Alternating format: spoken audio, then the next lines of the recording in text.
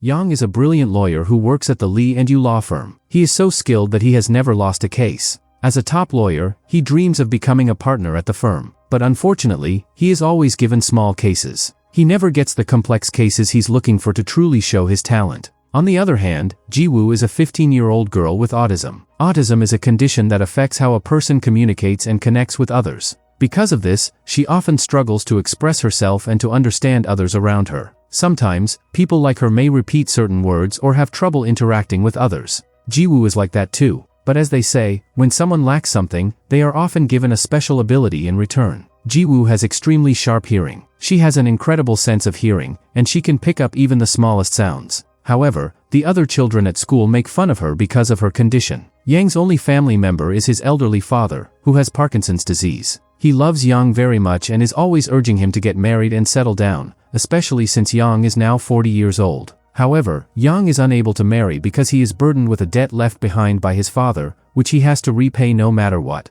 Yang's only friend is Soyeon, who runs an NGO and speaks out against injustice and false accusations against women. This time, the legal case involving the company she's standing up for is being handled by Yang's firm, which starts putting more and more stress on him. One night, Ji-woo is watching cartoons on her tablet in her room when she suddenly hears people arguing in the house opposite. She goes to the window and looks outside, where she sees a man and a woman fighting. This deeply disturbs Ji-woo. Even the faint sounds coming from that house feel extremely loud to her, and it overwhelms her. Her parents come in and calm her down. The next day, when the police arrive, they discover that the man is dead. Thinking it's a murder, they arrest the housemaid. The owner of Yang's firm, Lee, really admires him and trusts his abilities, so he assigns the case to Yang. He wants him to prove his skills and get the maid out of jail. The whole case now depends on one key question: was it murder or suicide? As Yang starts studying the case, he discovers an eyewitness. The maid was arrested based on her testimony. However, the witness is autistic, which is why the case has gained a lot of media attention. Because of this, the case has become a matter of prestige for Yang's firm. Now that Yang is handling such an important case, he needs to look presentable. So Lee gives him an expensive suit, a pair of shoes, and even a Mercedes.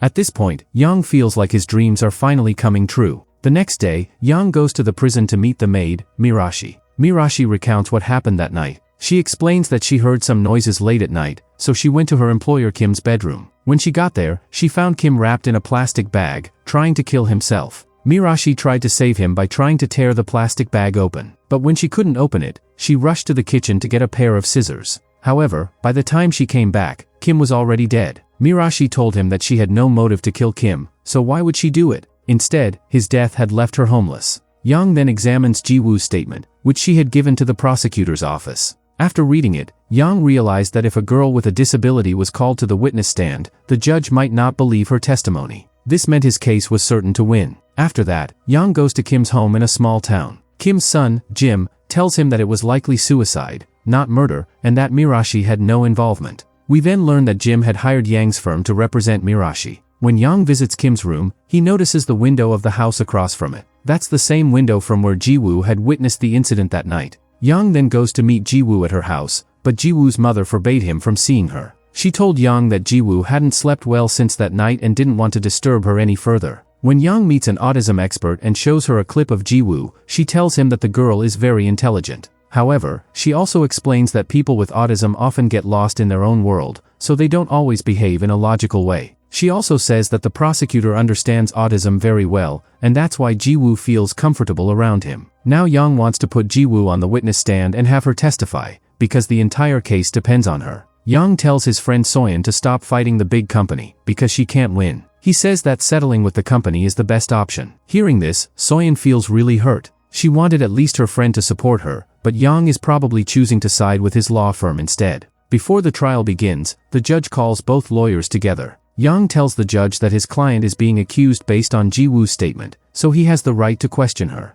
Otherwise, the case will become one-sided. The judge agrees and asks the prosecutor, Lewis, to present Ji-woo in court during the hearing. Yang knows that Lewis's brother is also autistic, which is why he understands Ji-woo so easily. So, Yang asks Lewis to give him some tips on how to communicate with her, but Lewis flatly refuses. However, before leaving, he gives Yang one piece of advice: an autistic person can't step into your world because they were born that way. So instead, you should try to step into their world and understand them. Now Yang goes to Ji-woo's school and tries to talk to her. As soon as he meets her, she tells him that there are 267 dots on his tie just by looking at it. Hearing this, Yang realizes that she's brilliant at math. Jiwoo is there with her friend Sin. Sin tells Yang that if he wants to talk to Jiwoo, he should first befriend her. He should do what she likes, and it'll be easier. Yang asks Sin what Jiwoo likes, and she tells him that Jiwoo likes puzzles. 2 days later, the court case begins. In court, Yang tells the judge that Kim had been depressed his entire life. Sleeping pills were found during his autopsy. Then, forensic experts are called in.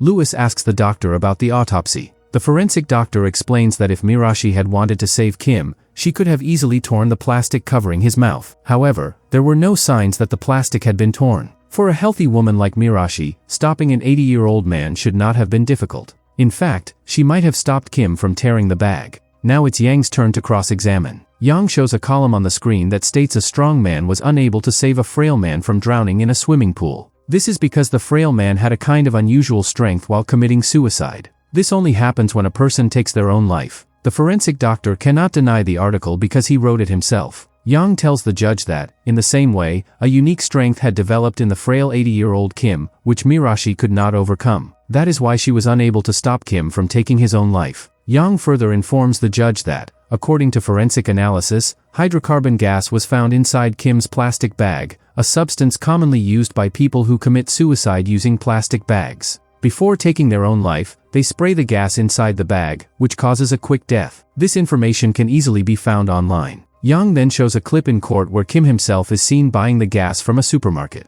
The judge accepts the clip as evidence. The next day, Yang arrives at Jiwoo's school. He has learned that Jiwoo loves puzzles, so he asks her a riddle. How can all the windows on a house face south? Jiwoo isn't able to answer. Later, he takes Jiwoo and Sin out to a restaurant and treats them to noodles. While they're there, he notices that Jiwoo really likes blue candy. Meanwhile, Yang's friend Soyeon, feeling defeated, makes peace with that big company. It's a decision she ends up regretting, because no one supported her during that fight, not even Yang. Yang tries to encourage her, saying that she faced 15 lawyers and still stood her ground against all of them. He tells her that's really commendable. But deep down, Soyeon knows that Yang was the one who broke her confidence. She can see that Yang is slowly being changed by the legal profession. That same night, Yang gets a call from his boss, Lee. Lee tells him that being clever is very important in the legal profession, only then can you truly move forward in life. He then tells Yang that if he wins Mirashi's case, Kim's son, Jim, who is a wealthy business tycoon, has offered him a position to manage his legal department.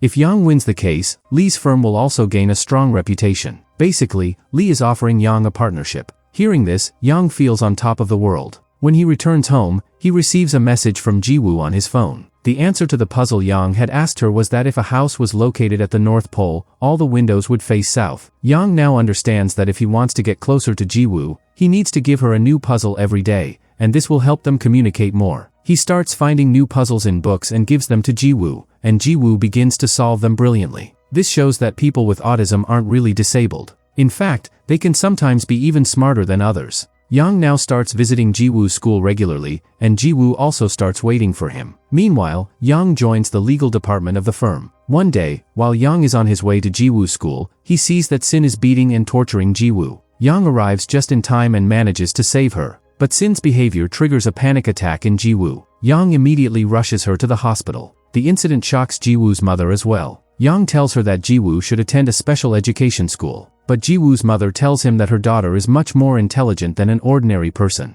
At an age when most children can't even speak, her daughter could already form complete sentences. However, what she once thought was genius turned out to be a disability. Even so, she doesn't see Jiwoo as disabled. Instead, she sees her as someone who is more than ordinary. That night, Yang drops Jiwoo and her mother home. Before leaving, her mother invites him inside. Once inside Jiwoo's room, Yang learns that Jiwoo also wants to become a lawyer when she grows up. Yang asks her why she wants to become a lawyer. Jiwoo tells him that lawyers are good people who help others. Hearing her innocent answer, Yang is left thinking, because he knows that in today's world, there's no profession as dirty as being a lawyer. Jiwoo then asks him if he is a good person, since he's a lawyer. Yang just stares blankly at her. Jiwoo tells him that her friend Sin used to smile at her and take advantage of her. Now, Yang smiles a lot too, so will he use her as well? Yang doesn't have any answer to her question. The next day, Jiwoo appears in court, and her mother brings her there. But the crowd noise startles Jiwoo. The hearing begins. Jiwoo tells the court that Mirashi was trying to murder Kim that night,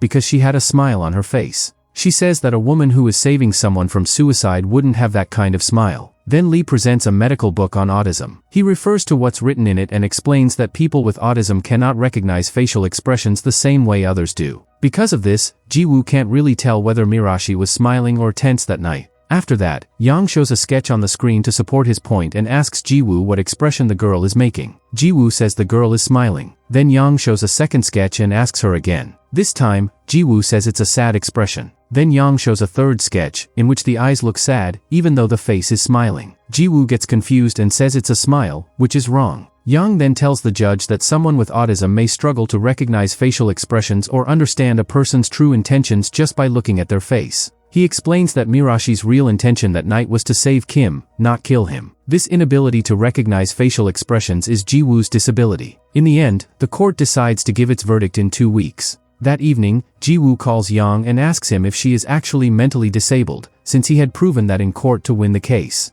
Yang has no answer, but he realizes that his actions have deeply hurt Ji-woo. He immediately rushes to meet her. However, Ji-woo's mother is also deeply hurt by Yang's behavior, so she refuses to let him meet Ji-woo. Her words make Yang realize that, just to win the case, he falsely accused an innocent autistic girl, a girl who had started to trust him, of being insane in front of the entire court. 2 weeks later, the court rejects Ji-woo's statement and acquits Mirashi. Yang wins the case, but as he walks out of the courtroom, he notices a smile on Jim's face, and a similar, unsettling smile on Mirashi's face. At that moment, Yang feels that something is wrong. Now that the case is over, Mirashi is no longer willing to speak politely with Yang. She only wants to see her son. After investigating further, Yang discovers that the boy is actually Mirashi's illegitimate child, and that she needed money for his medical treatment. After Kim's death, Mirashi received financial help from an NGO, but Yang later finds out that this money was actually donated by Kim's own son, Jim. At this point, Yang realizes the serious mistake he has made. He manipulated the statement of a truly autistic girl, and, because of that, he ended up setting a murderer free. Meanwhile, Soyeon also realizes that her path is different from Yang's. She is fighting for the truth, while Yang has now chosen the path of lies.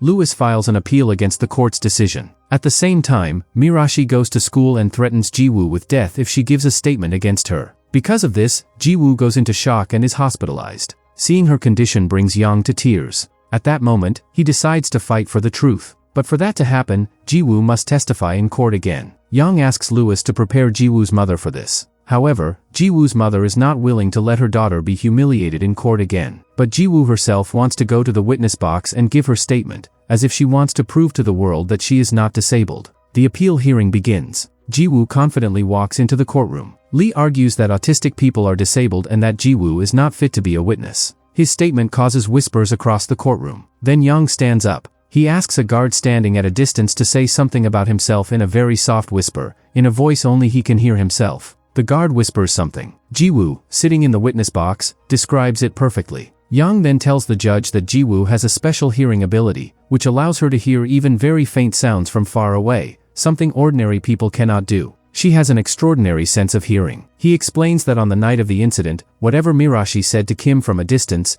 Ji-woo heard it from a window in her house, and it stayed clearly in her mind. Ji-woo then tells the court the entire conversation that Mirashi had with Kim that night. She reveals that Kim wanted to donate all his property, which is why Jim got Mirashi to kill Kim and paid her for it. As Lee sees the case slipping away and hears Yang speaking against his own client, he becomes distraught and starts shouting in the courtroom. He is thrown out of court for showing disrespect, while Jim is arrested for murdering his father. Yang tells the court that people with autism don't lie. Ji-woo is a perfect witness. She can't be bought or forced. Even after the humiliation she faced in court earlier, she still came back today with courage, because she wanted to tell the truth, and that truly deserves respect. She always told the truth, but we were the ones who couldn't understand her. Then Mirashi confesses her crime in court. She also reveals that her child, born out of wedlock, is actually Kim's son. Both Mirashi and Jim are sent to jail. In the end, Yang tells Ji-woo that she turned out to be the best witness in court. Hearing this, Ji-woo's eyes fill with tears. Then it's Ji-woo's birthday. Yang brings her a gift.